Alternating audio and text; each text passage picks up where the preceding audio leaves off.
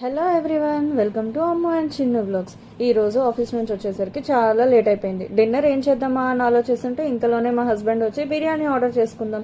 హైదరాబాద్ అంటేనే గుర్తొచ్చేది బిర్యానీ. అందుట్లో వర్క్ స్ట్రెస్లో ఉన్నప్పుడు కంపల్సరీగా బిర్యానీ తింటేనే మనసుకు ప్రశాంతత, ఆనందానికి ఆనందం వస్తుంది.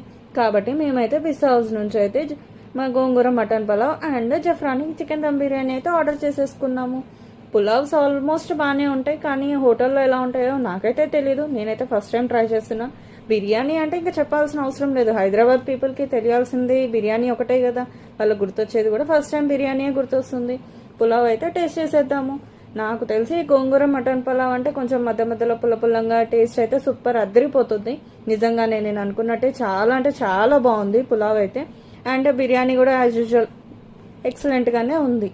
మీరు కూడా మీకు స్ట్రెస్లో ఉన్నప్పుడు ఏమైతే చేస్తారో కామెంట్ సెక్షన్లో చెప్పేసేయండి. వీలైతే మా ఛానల్ని సబ్స్క్రైబ్ చేసుకోండి.